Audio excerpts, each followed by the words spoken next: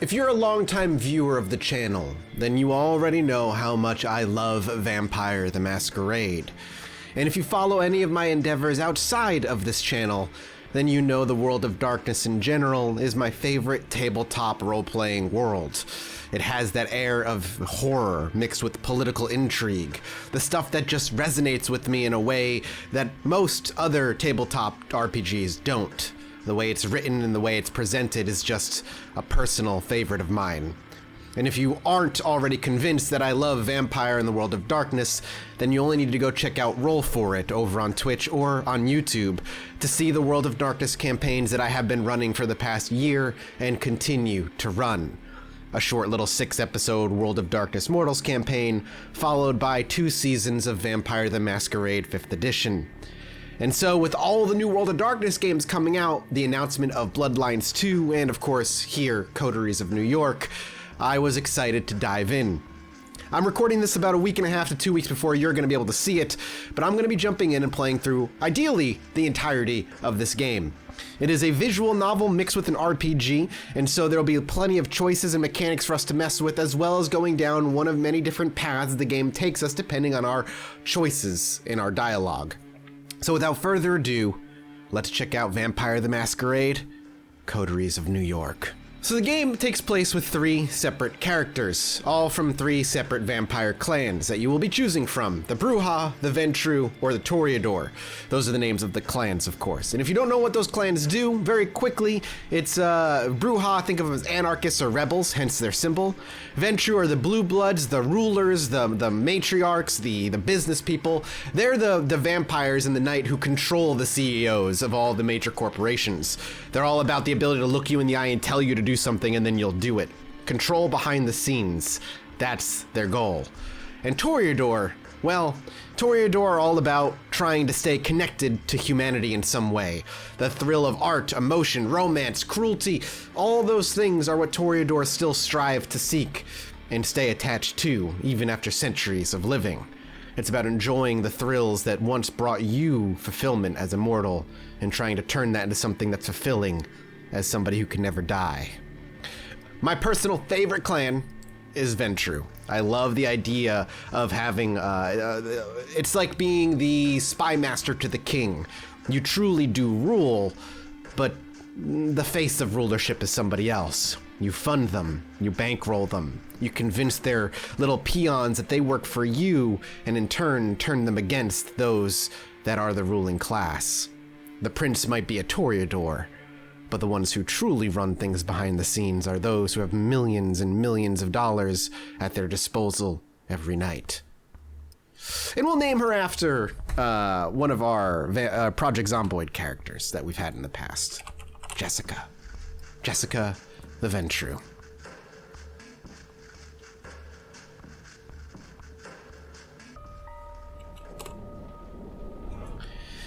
New York taught me to believe in fate. Had you asked me about fate back when I was human, I would have told you it's just superstitious bullshit, that we are all designers of our own destinies.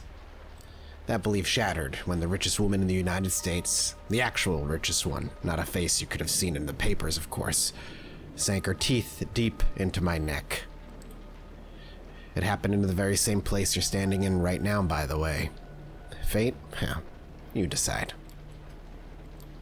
Please. There's absolutely no need to be hostile. Just listen for a little longer. You see, my mistake was I flew too close to the sun. It makes sense that my punishment was to never see its glow again. I was incandescent myself. I was hot shit.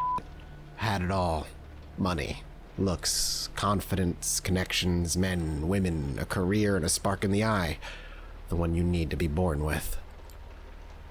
And that's when someone far more powerful than me saw my radiance and thought, that won't do.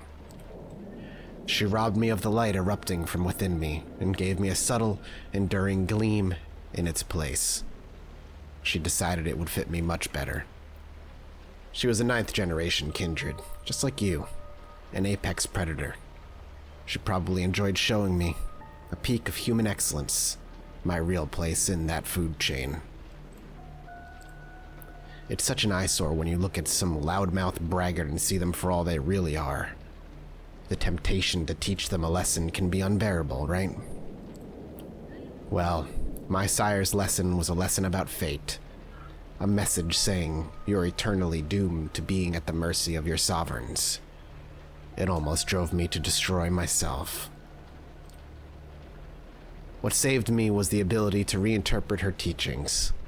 Hers wasn't a message of doom. It was a message of hope. Fate exists. My sire didn't believe my tools were fitting for the job. She considered them toys, and me, just her amusing subject. Well, she's deader than dead now, and I'm still here, standing right where she stood when we first met. You might have wondered how I've learned about your arrival to JFK. My answer is, of course, destiny. As luck would have it, today happened to be a day of some of my associates were inspecting the coffins. Driving you straight from the plane and having you wake up in such an unfamiliar place was a little desperate. And I do apologize for it. But it is so rare for you to visit New York. 3 times in the last 15 years, was it? And you're never eager to inform me that you're here.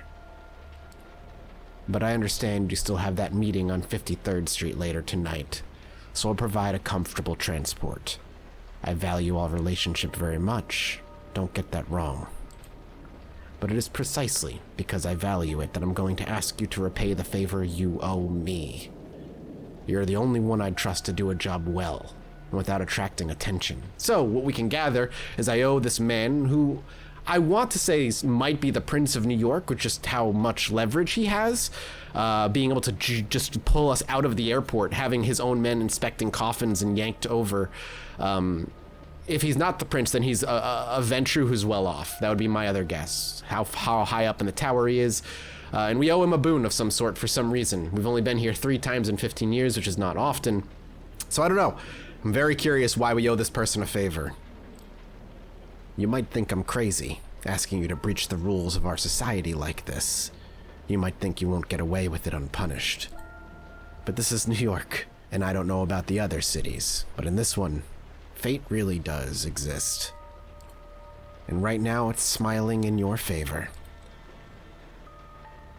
This is how it begins. Your phone rings, and it's your boss again. Now we're flashing back to prior to when I was a kindred, to my night of embrace. The setting sun that filled your high-rise office an hour ago is gone. The city looks like an ocean of light from up here, spreading for miles to the north. You pick up. You were about to call it a day, forget about the world of fintech and decompress at home. No dice. One of the investors wants to meet you. His voice, as always, the perfect mix of authority and sleaze. He'll come by your office in an hour. You look at the clock. An hour? He's gotta be kidding. Yeah, I know, but stick around. He's a heavyweight. You'll want to make a good impression. Fine. You grit your teeth a little, the boss hangs up. 2 hours. Might as well pour another coffee into yourself and figure out how to best use this to your advantage. Yeah, this is obviously when she was mortal, because she's imbibing coffee. You suspect everyone knows that no, you're actually not happy with your current position. That in fact, you feel squished against the glass ceiling that comes with the territory. Sure, your idiot superior might have gotten the job only because he's the CEO's golfing buddy, but you're going to put an unholy amount of work into your advancement. Times were, you'd laugh off the idea of staying at the office until 9 p.m. You had a partner to go home to, the nightly Netflix and chill ritual to perform, complete with pizza or Chinese takeout.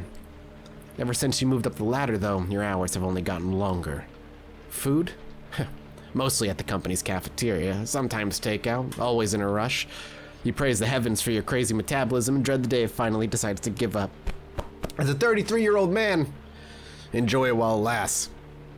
Rest? At this point, the cleaning lady who takes care of your apartment probably spends more time in your bedroom than you do. You flash back to your boss quoting Shakespeare to impress his new, extremely attractive and uncomfortably young secretary. For some must watch while some must sleep. So runs the world away. Drinks, mostly with colleagues, and they all pretty much hate you at this point. Another flashback, this time to the most profitable quarter in the company's history. Still, the board decided the layoffs were in order. Your boss didn't feel like letting people know in person, so he passed that privilege on to you. Gotta hand it to him. He always knew how to pick his battles. But maybe, just maybe, tonight is the night it's all going to change. You decide to play the good looks angle, nothing too slutty. You leave your blouse slightly unbuttoned, check if your ass looks as good as you remembered in your pencil skirt. Mirror says yes. It's not something you're proud of, but you've become too jaded to care. Knowing your luck, the investor is going to be one of two types: a self-obsessed musk-wannabe in his 20s, or a fat old pervert drenched in cologne. You hear the elevator ding. Time to get the show on the road. You take one final look in the mirror and fix your hair as the footsteps echo across the empty hallway. The man who approaches your office is not what you expected. He's slick, to be sure, but he seems a bit more refined than your usual company man. Expensive suit, matching tie and shirt, confidence in his stride. Surprisingly good-looking. Good evening. I hope this unforeseen visit isn't too much of an inconvenience. God, that voice. You're taken aback by how smooth and strong it is, and his eyes, steel blue, cold, intense. He's all business, professional, treats you in a manner that's appropriate to your stature. When he speaks, he actually looks you in the eye and not at your cleavage. He asks some questions about your work, tells you how he noticed your input after talking to the CEO, another golfing buddy, and comes charmingly close to calling your boss an incompetent doofus. All the while, you try to guess his accent, but can't quite place it. European, sure, but where from? I don't expect me to do a European accent. I'll try. I know I've kept you long enough, but would you indulge me and join me for a drink? Of course. For a minute there, it seemed like he wasn't that kind of guy. But what the hell, you go for it. He seems nice enough. Besides, not like you have other plans. The investor has a limo waiting downstairs, and the driver takes you to a high-end restaurant in Williamsburg. A seat is waiting for you in the deluxe lounge. It's just the two of you. You talk about this and that. Your companion seems to have a knack for history. So tell me, what would you do if you had full control of the company?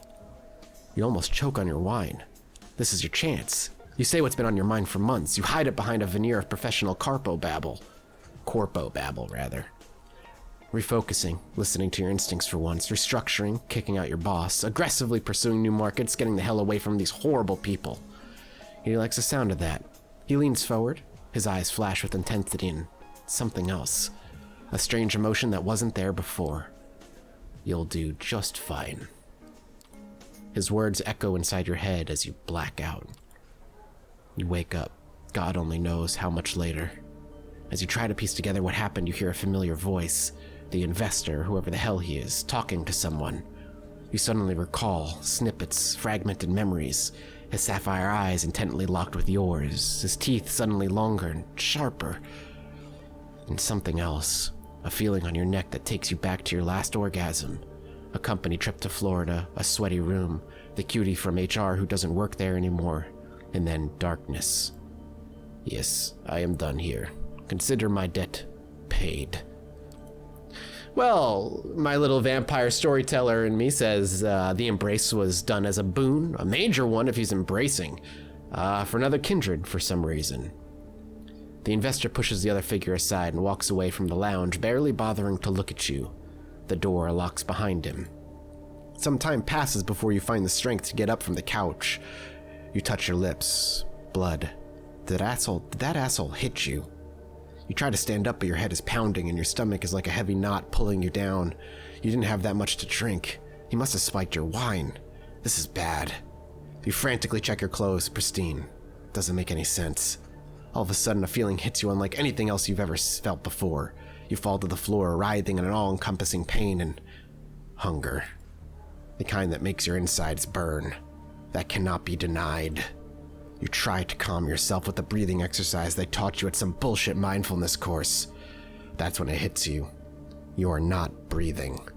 And holy shit, your heart should be jumping out of your chest with that realization, but it's not moving. Not even a beat. The door unlocks. You hear a startled voice. A young man in a waiter's outfit, his accent thick with an Eastern European harshness, leans over and asks if you are all right. For a brief moment, you wonder what the hell he's doing here. Everything is wrong. Then his smell reaches your nostrils. It's intoxicating. Everything feels right again. He holds out his arm to help you stand up. You grab it firmly with both hands, and then you bite down. You sink your teeth right next to the old school pinup tattoo of Rita Hayworth on his forearm. It takes you a moment to process what you're doing. A part of you wants to break away, but a stronger voice implores you to keep drinking. One thing becomes clear. You are definitely enjoying this. He only struggles a little and quickly falls to his knees. You can see his eyes now, pale blue and confused. You only bring yourself to let him go once he collapses onto the floor. Your bite leaves a mess of his forearm. Poor Rita, all bloodied, missing half her face. Did you just drink this guy's blood? You spit out a piece of torn flesh. Why? Where? What was in that fucking wine? Barely able to focus, your heart and lungs still motionless, you reach for your phone and dial 911. 911 operator, what's your emergency? I can't breathe. I can't breathe. Ma'am, where are you right now? The door to the lounge swings open. The man who enters is not the one that brought you here, though there are similarities. He's tall for one, broad-shouldered, handsome, dressed in an immaculate suit, but his skin is darker, and the look on his face tells you he is not here to negotiate a deal. He notices the smartphone in your hand. Pass me the phone if you want to live. The man's voice is persuasive, calm, but carrying clear threat. He's got the aura of a viciously efficient corporate shark. You find it hard to argue with him. Ma'am, hello? I apologize for wasting your time. My new colleague got drunk and is now trying to impress everyone with her antics. Good night. He disconnects the call and places your phone in his pocket. For whatever reason, you can barely take your eyes off the stranger. As hypnotizing as his presence is, though, it is also highly discomforting. Good evening, miss. I'm here to pick you up. Call an ambulance. Please, you need to call an ambulance. Someone else is taking care of that. The stranger approaches the waiter and examines his body. Critical condition, but he might live. Anyway. He then sets his sights on you. I know this is all new to you, but I've dealt with hundreds of strays like you, and going by experience, I tend to fall into two categories. First, there are the smart ones who carefully obey my every word and don't try to pull off anything stupid. I always get them where they need to be, safe and sound. And then there are the dumb ones. The punks who thought they could take me on. The wise guys who tried to contact somebody secretly and without permission. The troublemakers who tried to run off or make a scene. None of them got to their destination in one piece. In fact, most of them never reached their destinations at all. His voice becomes slightly bored and monotone. You can tell he's given this speech before, likely dozens of times. So you see, while I generally consider myself pretty smart, I'm also a Mets fan. It's my one true weakness, one that inspired me to come up with the three-strike system when dealing with pups like you. If you get on my nerves once or twice, well, I understand. Not all of us perform well in stressful situations. But cross me 3 times and you're out. No excuses, no forgiveness, no mercy. As he's talking, he slowly approaches you, adding a bit of a theatrical swagger to his walk. Eventually, however, he leans in, deliberately invading your personal space. You realize it's a test. He's daring you to do something about it. 3 strikes, and you're out. Say I understand, sir. Now. Every atom of your being screams for you to obey his authority. Ooh, okay, so he's not dominating me. He's not commanding me to say it, but I feel the urge. I'm rather locked on to his appearance. I'm gonna go with he's likely a Toreador, but it's still potential that he's a Ventru. I'm clearly out of my element. I've got a dead body near me. I blacked out, maybe spiked drink. In Jessica's mind, I think it's best for her to just go along. I understand, sir. Stick to that tone and you'll do just fine. Moving on. Is there anyone you'd want to inform of our current situation? Tell them you're all right. He flashes his fangs briefly, and for some reason, the sight sends a chill down your spine. There is something very wrong about him. Someone closest to you. I'd rather not answer as the question. My boss? There's no one. Isn't there somebody I date that's at home? I'm just gonna say there's no one, simply because I don't want to put anybody in danger. There's no one. No, I don't have anyone. The stranger squints at you. No family, no lover, no friends. Truly nothing? A job. Your blank stare tells him the whole story. He immediately stops prying and gives you something even worse than a look of pity. A look of honest compassion. Well, that makes things simpler. But let me be crystal clear, just in case. From this point on, you are subject to different laws than the ones you grew up under, and you'll be watched by many eyes to ensure these laws are respected. You are forbidden from letting anyone know you're still alive. You are forbidden from showing your face anywhere they know you. If anyone comes looking for you, it's over for both you and them. That practiced tone again.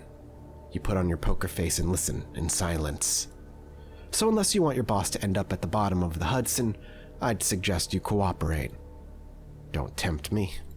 He smiles, revealing his fangs again. There's something absolutely sickening about it. Suddenly, you feel overwhelmed by a sense of exhaustion. You pass out. When you regain your senses, you find yourself in the stranger's arms. The man is holding you as you would a spouse who's had a little too much to drink. You try to break free, but he holds you close and gives you a cautioning look. Only when you see you're struggling does he let you go. Only now do you notice the change in scenery. You find yourself in a fancy lobby, right next to the elevator. The place is virtually empty, save for a single concierge and some cleaning staff. Your companion gestures at the concierge as you pass, and he picks up the phone. The elevator arrives, the door opens, and the man motions towards the cabin. After you. Where are we going? Where are we going? To a place that's safe. That's all you need to know. Trust me, you don't want to make this difficult. Just get in. Step inside the elevator. Going against your instincts, you enter the cabin. Smooth jazz is playing over the speakers as the elevator starts its descent. You are dazed, panicky, but somehow locked in place. On the one hand, you find the stranger's presence oddly soothing. On the other, you can feel your body tensing up with stress. You can't help but think back to the young waiter, the doe-eyed look on his face, the confused look he gave you just before. No, it's better not to think about it. Plus, you have other things to worry about, like the fact that you're being kidnapped. The cabin door opens to the same garage you arrived at with the investor some hours ago. The man shows you a black Cadillac Escalade. I know what you're thinking, getting into a car with some strange man, boy, sure seems like a dumb idea. Maybe I can make a run for it. I might be able to lose him. So let me be perfectly clear. Your best bet is to get in, relax, and enjoy the ride. What do you want? To meet your new superiors, you'll see. Superiors? Is this what a hostile takeover looks like nowadays? No more questions, now get in the car, please. I think her instincts kick in here. Being outside, maybe there's people around, you can hear some voices in the distance. I think Jessica tries to make a run for it. It's the fastest you've ever run. You'd never expect your body to be capable of going this fast. Nothing like an adrenaline rush to show us where our true limits lie. Help! Your voice echoes across the empty parking space. There has to be someone out there. You keep running, pretty sure you're setting a new world record in the process. He's still faster. His arms appear out of nowhere and coil around your waist, bringing you to an abrupt stop. You struggle to free yourself, but it's no use. And that's a strike. He carries you, kicking and screaming, back to where you started. I hope this is just as embarrassing for you as it is for me. It seems like the worst idea ever, but the man's made it very clear that you have no choice in the matter.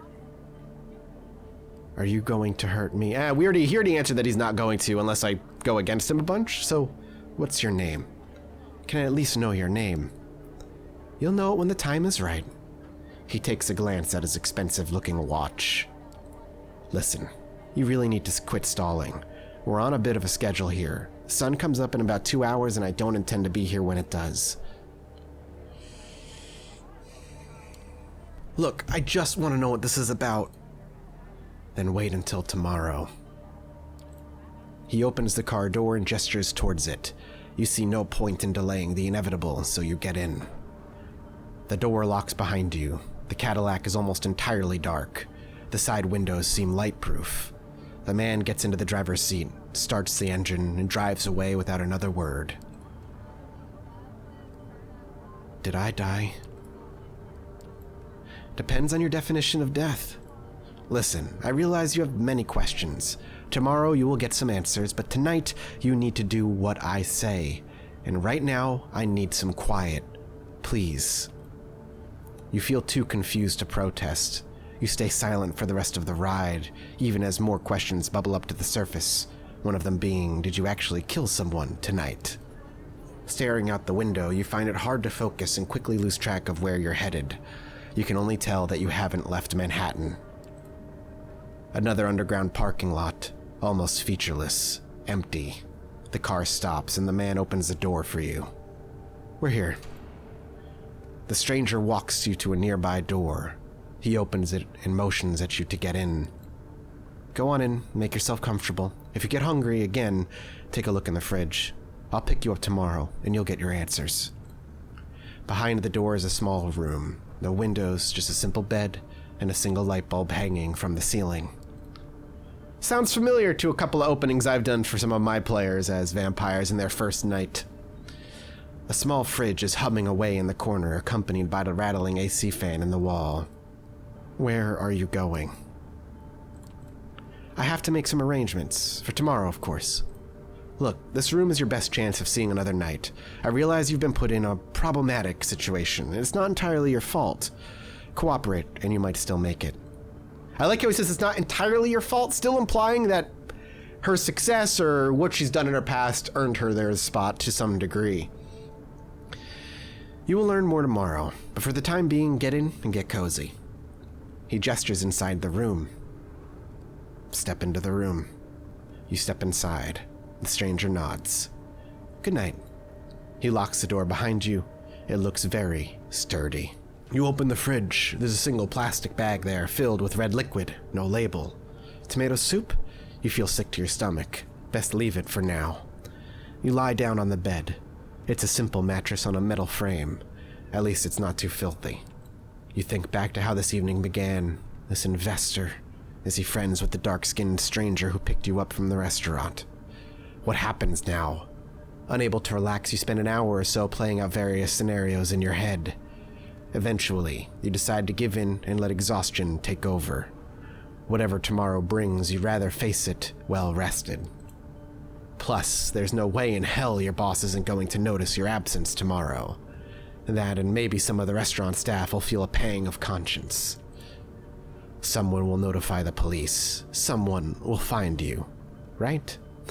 Oh, poor sweet naive Jessica. Not quite. Not quite. You flash back to the waiter's tattoo. The bloody Rito Hayworth winking at you over a pale mess of a wound. You did this. You bit him. Drank his blood. And it tasted good. What if you can never go home again? You are so tired. Your body tenses up one last time, and before you know it, you drift away into oblivion. You wake up. That in itself is a surprise. You barely remember when you drifted off. It didn't feel quite like sleep, more like plummeting into an endless void. You imagine that's how death feels like. The room is unchanged. The lamp is still on, the AC is still rattling, and the refrigerator is still humming. You take a look at your watch. It's almost 9 p.m. You've slept for 17 hours straight. Maybe you died. Your breath is gone and you feel no thumping in your chest. Does that qualify as dead if you're still conscious? You're not sure about that, but you are certain about one thing. You are hungry. It's not your stomach rumbling, though. It's a need that starts somewhere in your abdomen and spreads to your chest, throat, and back of the head. You open the fridge, and the bag is still there. You take a closer look at it. If it is soup, then its color and texture are off. You pull the cork out, take a whiff. You recognize the smell immediately. Holy shit. There's no mistaking it. Bagged blood. The smell is faint, and you remember some situations in the past where you found it nauseating. But now it's almost... No, not almost. It is enticing. Ooh, we can resist or we can drink. She wouldn't know. See, I know. It's dangerous to not feed when you are hungry as a vampire. However, being Jessica, not knowing what's going on, put the bag back. Something in your body wants you to have a sip from the bag.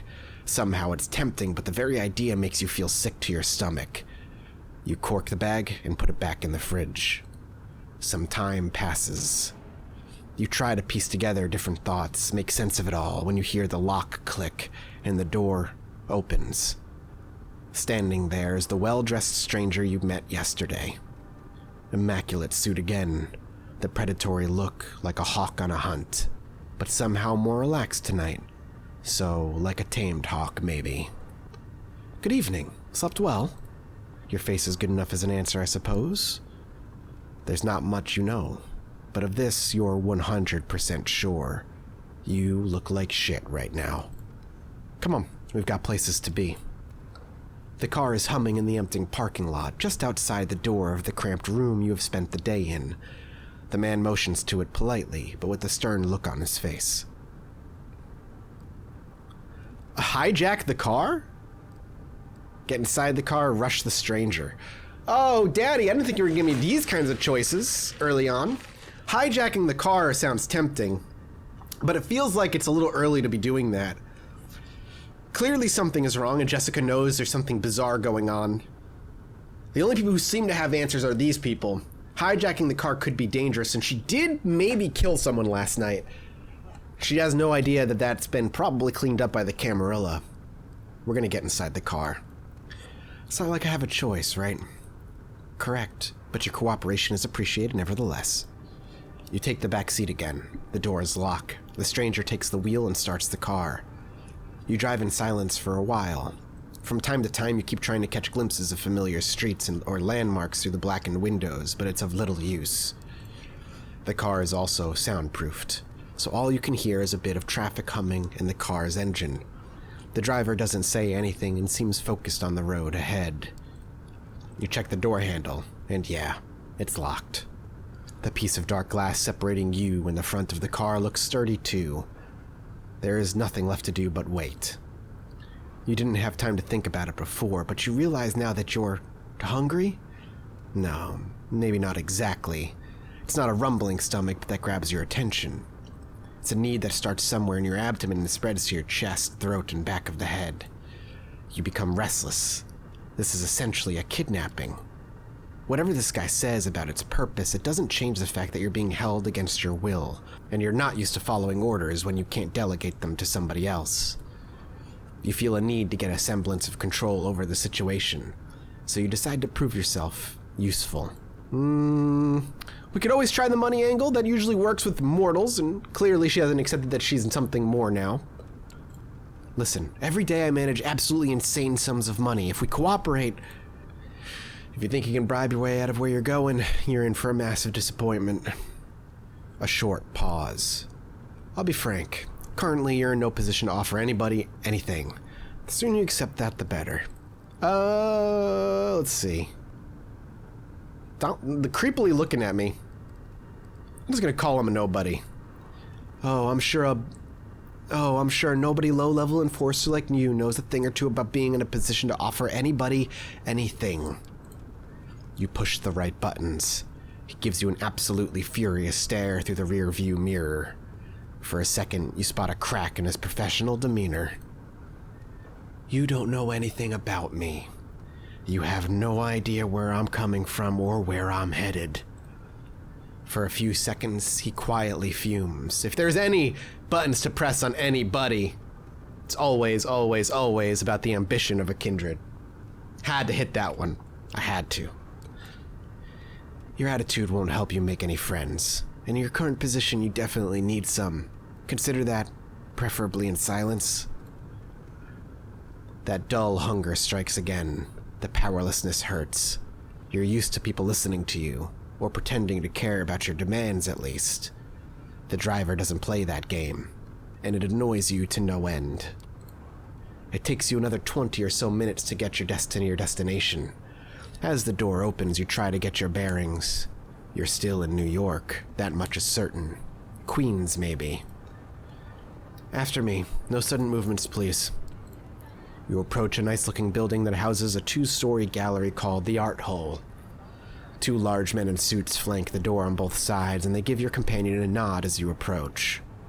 Prompted by the stranger guiding you, you walk inside. The gallery is full, which is unusual at this hour to say the least. About 24 faces fill the showroom, and a number of waiters navigate the gathering, serving drinks. All of them are beneath the guests' attention. The visitors are well dressed for the most part, but it's unclear what they are gathered here for. Nobody seems to be particularly interested in the art pieces on the walls, and the atmosphere is polite. Unnaturally so. We've probably entered an Elysium. Many guests turn to look at you, and the stranger who brought you here. Their glances are varied. You see open contempt on a few faces and animated interest on others. Most of the eyes in the room calmly observe you, as if wishing to appraise your worth. This reminds you of your company meetings. You, the only woman in the room, silently judged not in her merits, but her standing on the list, passed in clandestine email threads between your male co-workers, until HR found out, that is. Not the most pleasant experience, but there's no denying it taught you resilience. When others would cower, now you straighten up. When others would turn their gaze, you meet the eyes of the gallery's guests with confidence. Good evening, Kadir. And to you, child. The noble, cold voice takes you out of your head and back to the situation at hand. The gallery, a crowd of strangers, you being brought here against your will. For what purpose? The room awaits your response. Good evening, Miss. You are addressing the Prince of New York City, Helene Panhard, child of Michaela. So the prince is a female. Helene Panhard the Prince. Interesting. She looks like a Toreador, at least at first glance. But Aventru might be... make sense. And he's the sheriff. Of course he's the sheriff. That's why poking at him about his ambition and about his staleness, being a nobody, immediately got him. 1, he's in a pretty high position of power in the Camarilla, but 2, I mean, you can't go much higher than that except being put on the council. And who knows how the prince treats her sheriff. Thank you, my sheriff, but I am capable of introducing myself. She is somewhat plain-looking. It doesn't seem to possess a great deal of charm, but still the entire room is intently focused on her voice. She has influence over these people, that much is clear. You may address me as Prince, child. I realize your introduction into unlife was abrupt, and I understand your sire left shortly after. The rules of our society dictate I punish you both for this transgression. A murmur, of agreement maybe, can be heard from the gathered audience. But I am willing to listen to what our loyal sheriff has to say about the circumstances of your embrace first. I don't understand. Embrace, is that a euphemism? Embrace, is that what you call drugging a woman and raping her in a private lounge, and you want to punish me for it? The embrace is much more than that. I shall inquire about how it happened later. First, we need to hear what the sheriff has to say. You are about to be judged by the court of New York City. Kadir, Please tell us how you found this fledgling and what happened on your way here. Ah, we're in court right now. Interesting. Court, prince. Is this some kind of secret society make-believe? A trusted informant who has chosen to remain anonymous at this time tipped me off about a suspicious kindred appearing in one of our domains. Upon investigating, I found them gone, but this fledgling remained in their place. A reservation made in the private lounge of the partition suggests that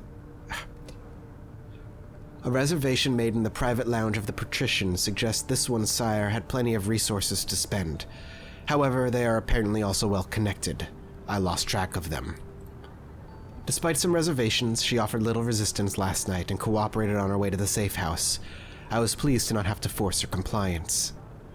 She did not make use of the bagged blood we kept in the safe house's fridge, probably holding her natural instincts. We had a quick chat, but wishing to appear here post-haste, I urged her to join me, which she did without struggle. A pleasant departure from my usual routine, I must say. So us playing along has worked out well and in our favor so far. And in the court of the Camarilla, it is always good to remain in favor. During our drive here, she showed me her fangs, metaphorically speaking, posturing as if we were equals, insulting me when it didn't work. I refrained from causing her physical harm, but I expect her ego might still be a bit bruised. He looks at you and flashes a nasty smile. The story ends with us arriving at Elysium tonight, so we are in Elysium and having court. If you don't know what Elysium is, by the way, and I'm sure the game will explain at some point, but basically Elysium is where all vampires of a city gather, and zero violence and zero fighting is allowed to be held. Sometimes they hold court, and they are allowed to vocalize their opinions if the prince allows such, but basically Elysium is called the neutral zone. No vampires allowed to be killing or yelling or working against each other here. Doesn't mean they don't politically do that while they're there and quietly, but hey. All eyes are on you again. You take a special interest in one of the faces. It's a beautiful woman with curly, almost blood-red hair and a dress to match. You see her whispering to some bespectacled man with an absent-minded look on his face. Who is she, you wonder? Thank you, Kadir. I take note of this fledgling's behavior and will take it into consideration later. She turns her attention toward you. First, there is the matter of your sire, the person who brought you where Kadir picked you up from last night. Who were they? Sire. Let me ask you this first. Why do you keep using that word, sire? What does it mean? Under regular circumstances, there would be your patron and one responsible for your introduction into our society. So this is regular. Now, if you've been following my tabletop game over on Roll For It, this can happen in different ways. Sometimes your patron and the one that brings you into our society can be the same person. Sometimes it can't. Fully depends. But we're gonna learn what's going on here in New York and how they operate. I operate slightly different in the city I'm running, which is Chicago. Things being what they are, however, I would very much like to know who they are. Indulge me. You find it impossible to decline her final request. Something in her voice makes you want to please her, and you yourself speak. So, she's definitely not a Toreador because of the way they described how she physically looks. She's she's clearly a Ventru, 9 times out of 10. And it makes sense, most time Ventrus are sitting at the top of the food chain. An entrepreneur, acquaintance of my boss, I think. Good looking, pale blue eyes and some gray in his hair. Charming, abusive, cold son of a bitch. You stop yourself from saying more, then realize there's really not much more to talk about. A nagging thought enters your mind. How did this prince persuade you with such ease? Well, Kadir, does that sound familiar? No, it does not. Or at least not familiar enough. I will continue to search after we're done here. He talked to somebody at the restaurant. We might as well work. I mean, if we're at court and our life is at threat, just rat him out. That man, he talked to somebody at the restaurant before he left. I can't remember what he said, but he wasn't alone. Maybe that's a lead you can follow. Did he now? That is interesting.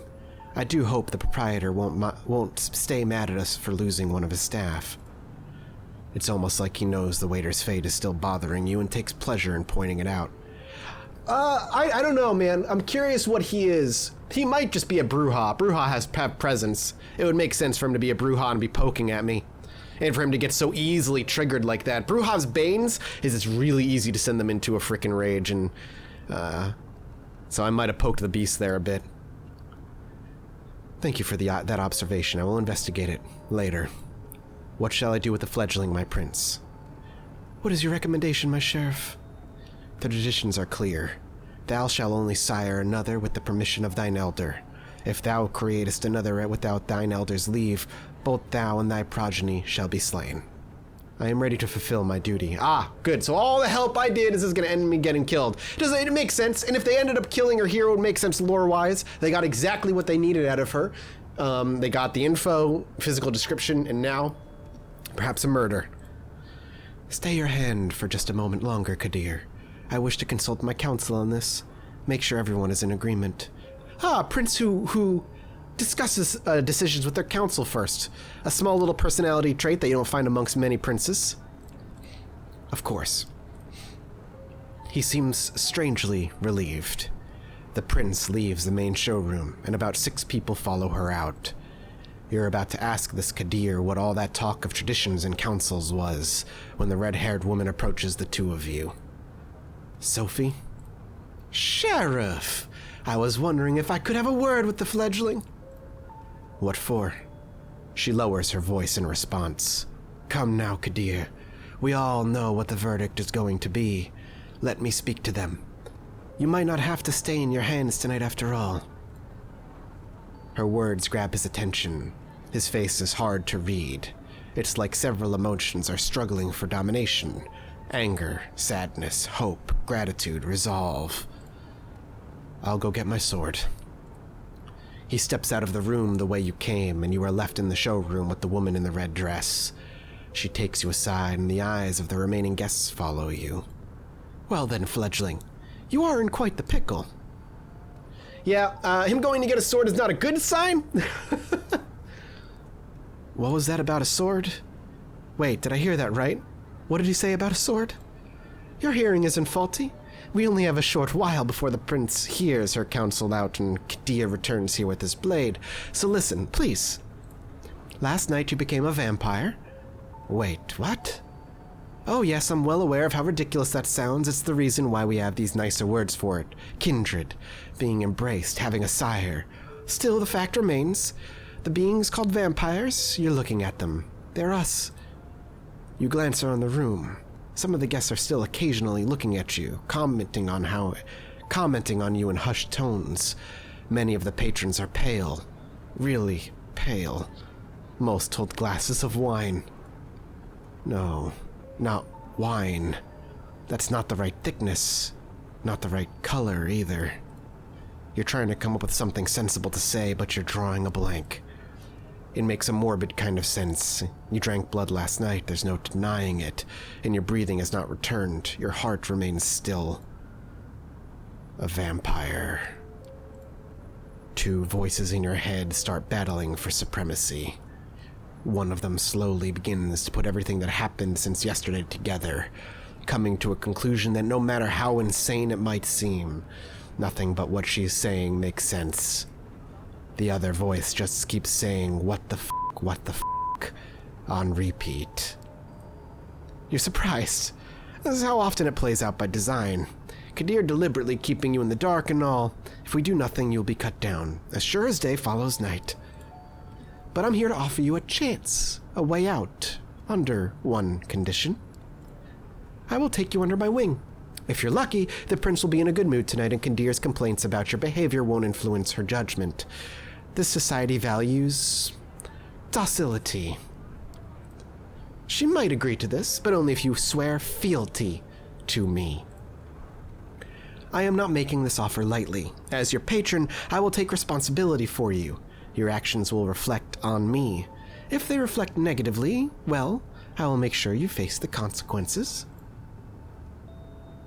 And what happens if I refuse? I believe I know what the prince will ordain, and I am certain Kadir will do his duty. You, my poor fledgling, will die. For good, this time. With me, there's a chance you will not. I can be your guide in this new reality.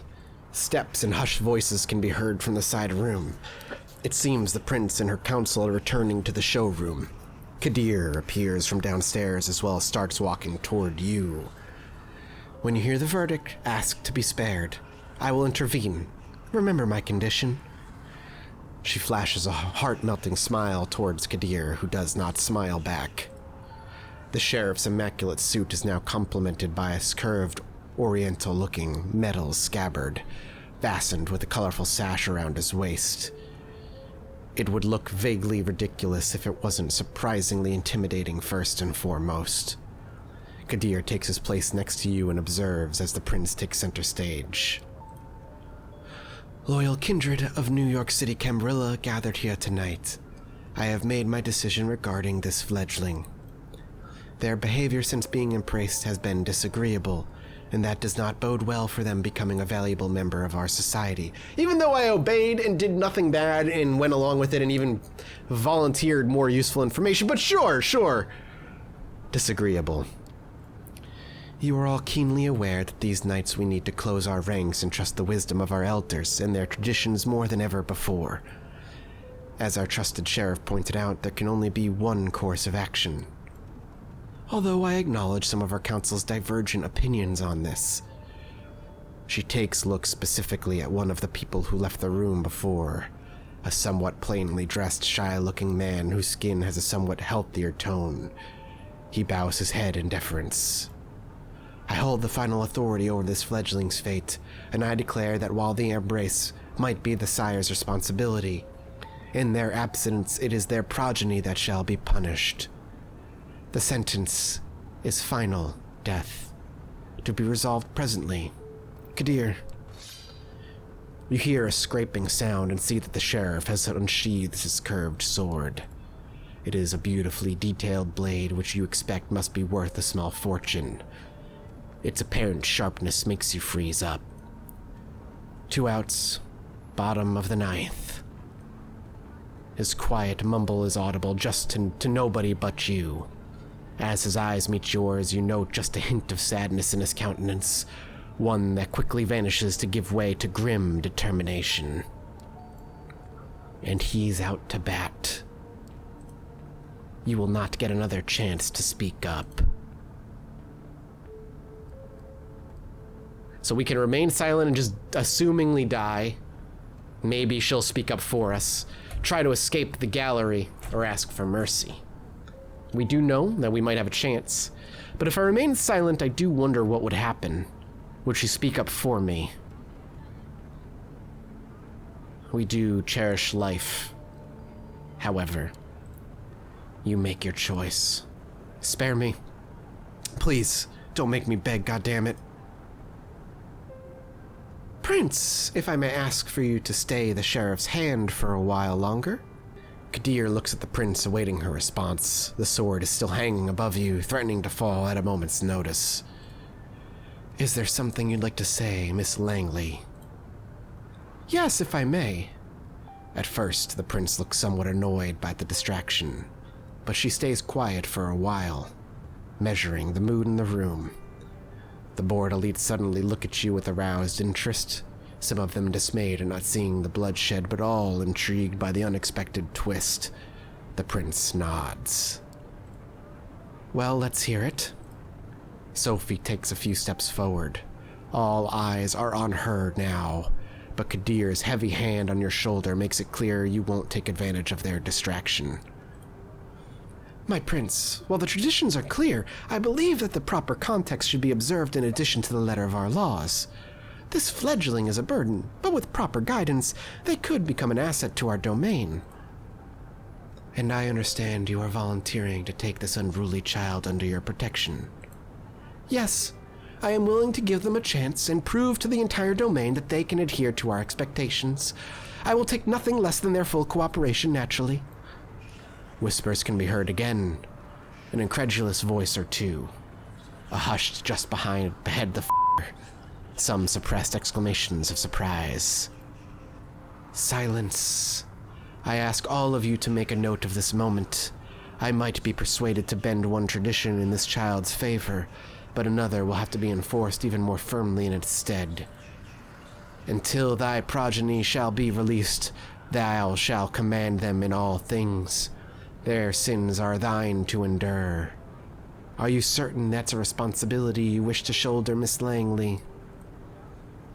I am willing to guide this fledgling and add a valuable ally to our sect in a time of need, yes, but I would like to receive the right of destruction over them, if it pleases you. Okay, so the right of destruction basically means if she disagrees with anything we do, if we go against her, we can just kill her. I will remain silent in this particular... I will speak up. I am worth keeping alive, Prince. Give me a chance to prove myself. That remains to be seen.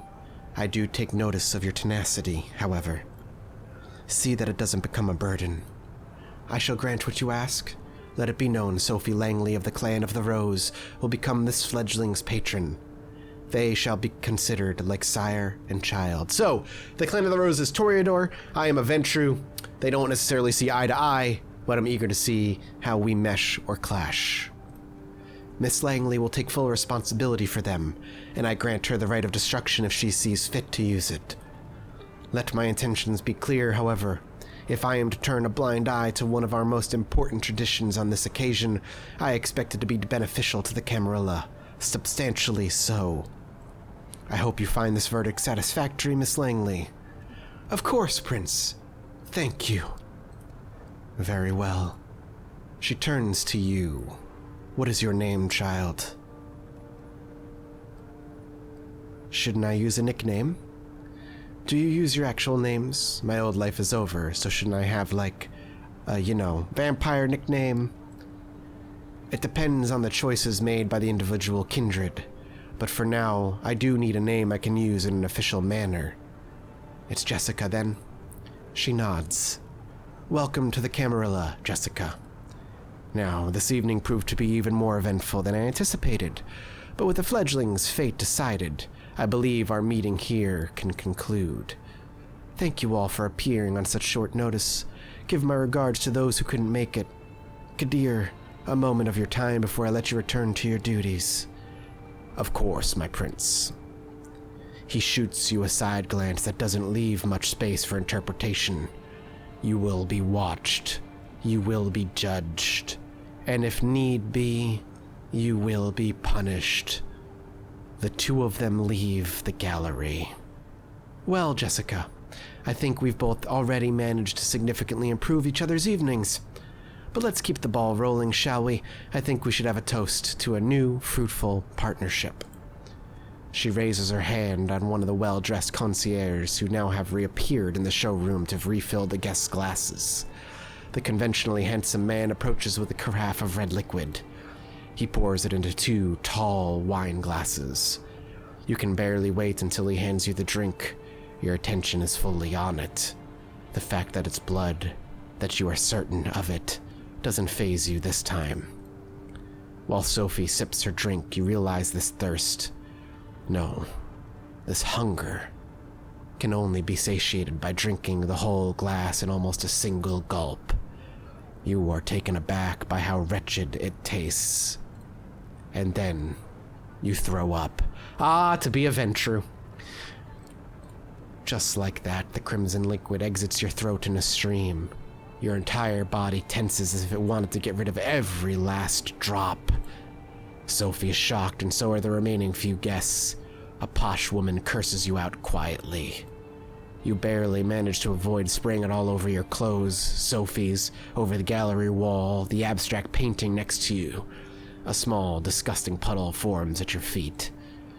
What a humiliating shit show.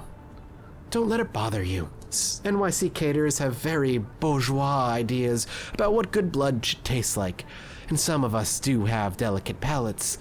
You just need to keep trying. Try taking smaller sips. She waves over one of the staff, and they soon start mopping up the floor. In the meantime, the concierge serves you 3 other variants of blood. The first 2 are horrible and indigestible, as before, but both ending up back in the glasses within moments of tasting them. Before the third try, you were almost ready to throw the glass at the wall in frustration. But this one's different.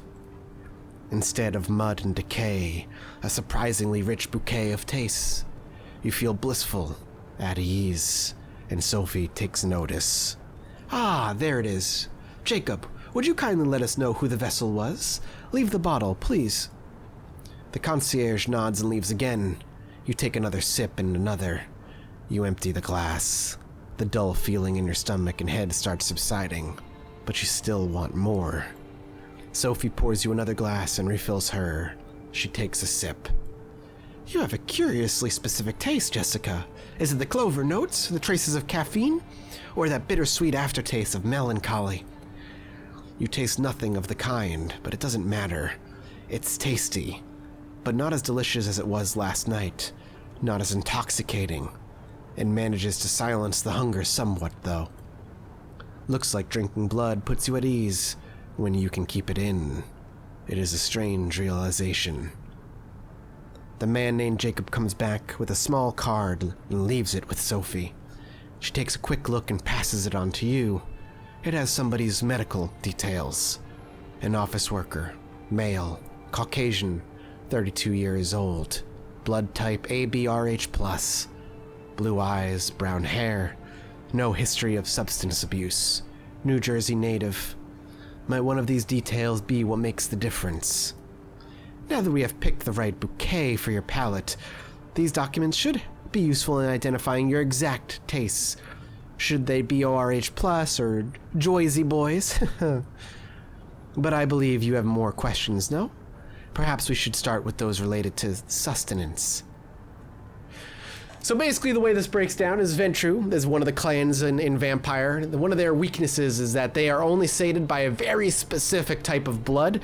They can be as specific as only a homeless man in his 30s to a rich man between 40 and 45 who is addicted to cocaine every other Thursday. It can be that specific, and it varies from kindred to kindred.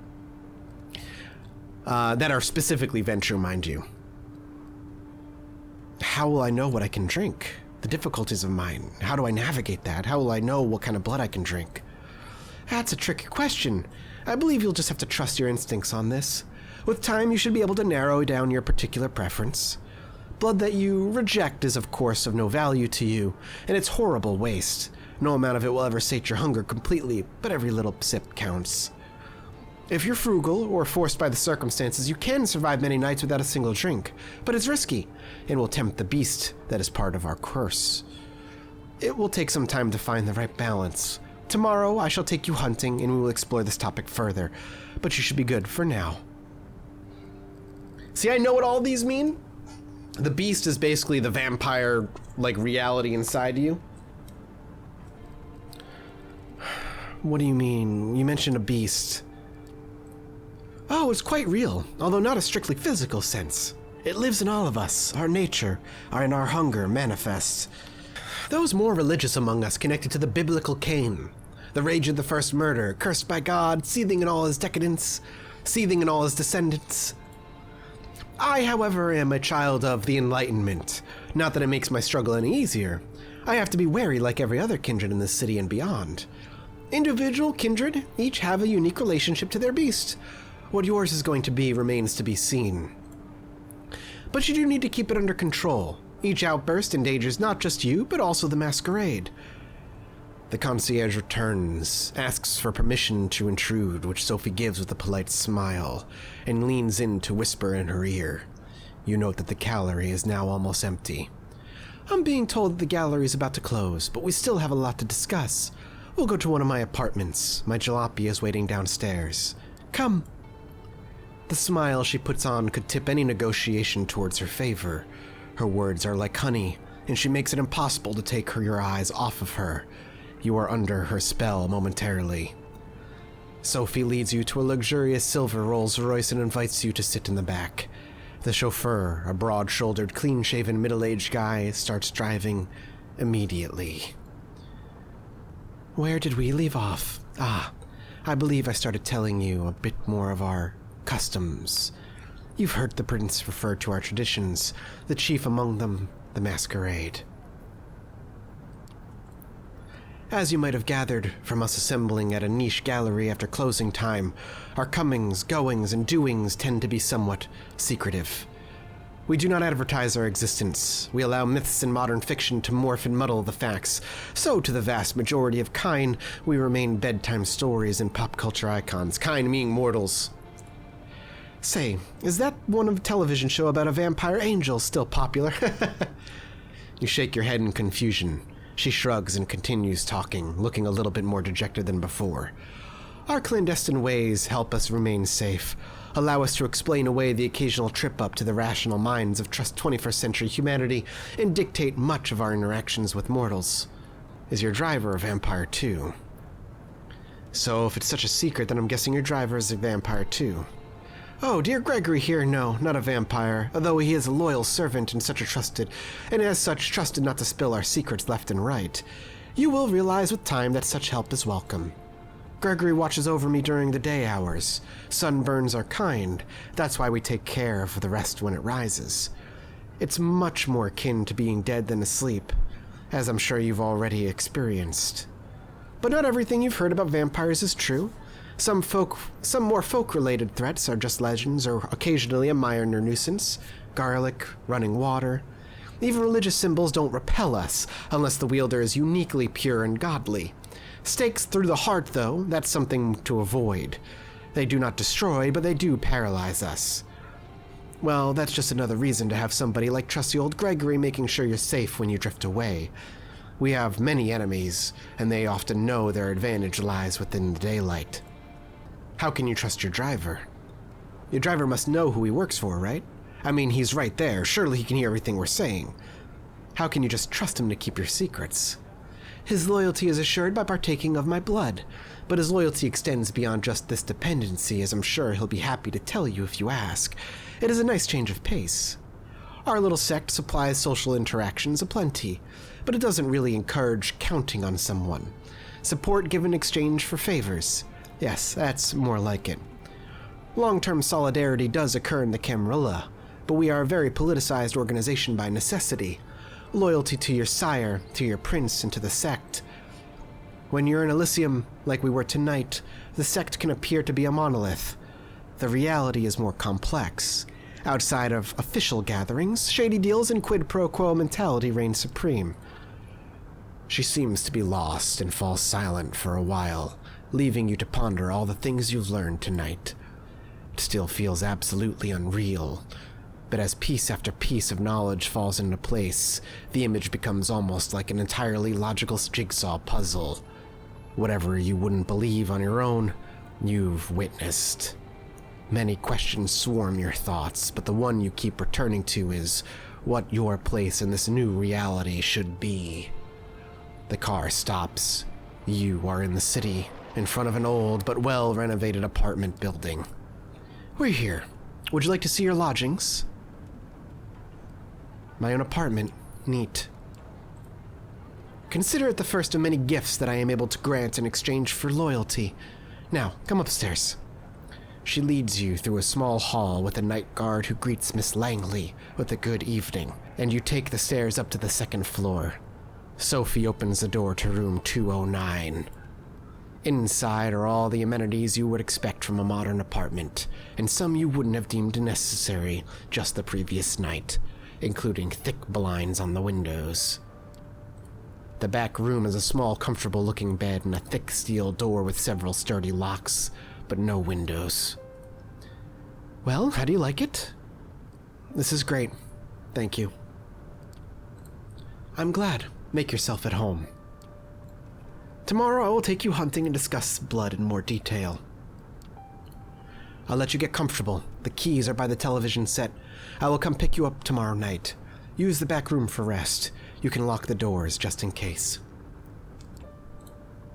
It stings a bit when she leaves. It's like the room suddenly became a few shades dimmer. You inspect the kitchen, hoping to find something to drink. Nothing. No regular food either. It feels strange that Kadir would be a more thoughtful host than your new sire, even if only in that respect. You briefly wonder if the sheriff might have a hidden side. With nothing left to do, you lie on the couch with the TV playing in the background for company. Columbo reruns. Kojak reruns. President of the United States got himself into serious trouble again. President of the United States got himself out of trouble again. Pundits start yelling over each other about things that seemed a little bit less insignificant just 2 days ago. You start drifting off, reflecting about another night of confusing conversations and worldview-shattering revelations. How many more before you finally understand what happened to you and what you're supposed to do now? You keep coming back to the life you left behind, the people you should contact, the things you want to pick up from your apartment. You wonder when you'll have the chance either. As you start to feel the same tiredness that made you drift into a cold sleep last night, you settle into the back room. The bed is comforting, the lack of windows less so. You leave the light bulb on. Looking at it, you realize it's the closest you'll ever come to staring at the sun on a breezy summer day again. A wave of melancholy overwhelms you. A few minutes later, your consciousness fades, and you take the plunge into darkness. Sinking, sinking, sinking.